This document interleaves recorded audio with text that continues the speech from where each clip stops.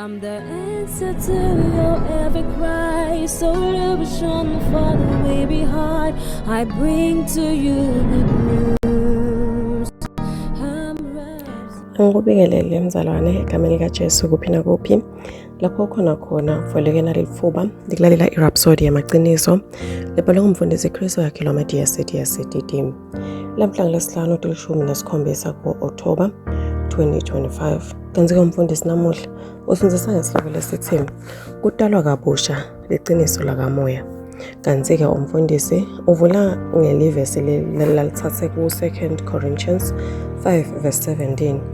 Ngakho-ke nangabe umuntu akuKristu usidalwa lesisha, timvu letinzala setendlulile konke sekwendiwe kwababusha. Amen. Umfundisi uthi ngalelinye ilanga thishela lohlonishwako longumJuda labe nguNikodemu ligama lakhe weda kutawubona inkosi Jesu. Abe ngumbusi emkhatsini wemaJuda, kodwa ngaphandle kwenkolo yakhe kwakunemvu leyayishoda. Inkosi yambuka kuthi yakhuluma inkulumo lejulile leyayijuba lonke lwadi lakhe lenkolo kanye nemisimedo. Ngaphandle kokuthi umuntu adalwe kabusha ngakwasezulwini angeke awubone umbuso kaNkulunkulu. Johane 3 verse 3. Nikodemu abene kudideka kancane wabuda angadalwa njani kabusha umuntu losamdzala. Kodwa inkosi Jesu yayingakhulumi ngekudalwa kwenyama, yayembula liqiniso lakamoya lelijulile. Kudalwa kabusha akusiwo umbono wenkolo nje noma sehlakalo, kodwa liqiniso lakamoya. Kusho wemukela impilo lenshasha, impilo kanye nendalo yaNkulunkulu qobo lwakhe. Amen. Ngesikhathi udalwa kabusha awuzange ulefa enkolweni, kwaba nenguquko lengedulu kwendalo. Kwakukudalwa kabusha mbamba. Impilo yakho yebumvu yashintshwa yimpilo yeNkulunkulu ekudaleni kabusha. Empeleni kunemvula yenteka mbamba emoyeni.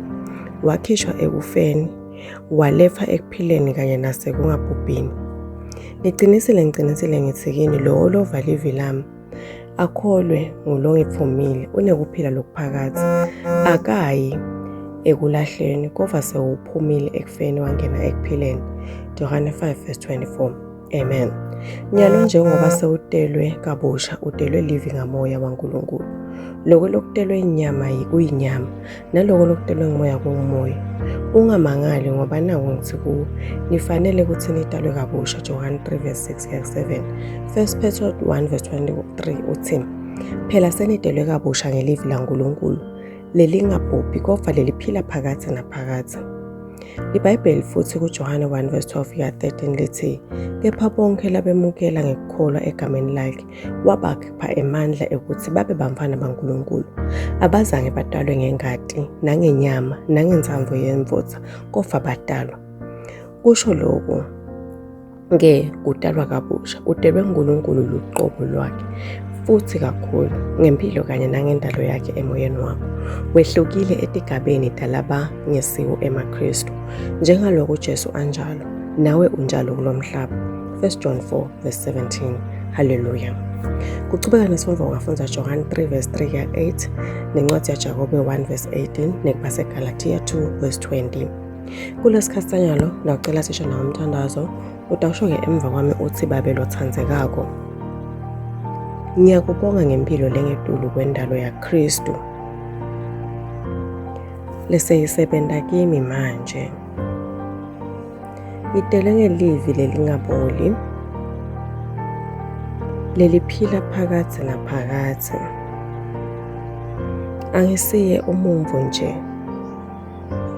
ngisidalwa lesisha. Ngidele ngelivi kanye nangamoya wakho.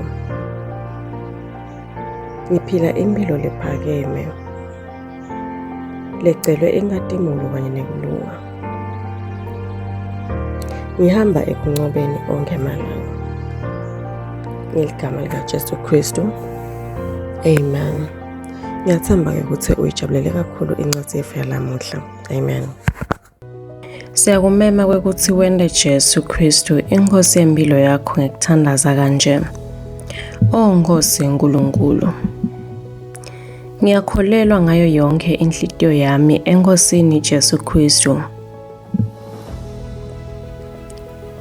Imvodzana yaNkulunkulu lophilako. Ngiyakholwa wangifela nekuthi uNkulunkulu wamvusa kulabafile.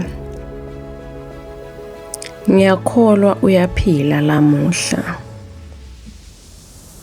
Ngiyavuma ngemlomo wami ukuthi Jesu Kristu uyinkosi yempilo yami. Kusukela lamuhla ngayena ngeligama lakhe. Nekuphila lokuphakathi ngidelwe kabusha. Ngiyabonga Nkosi ngekusindisa impilo yami. Nyalo sengumfana waNkulunkulu. Haleluya. Siyakubongela nyalo sewumfana waNkulunkulu.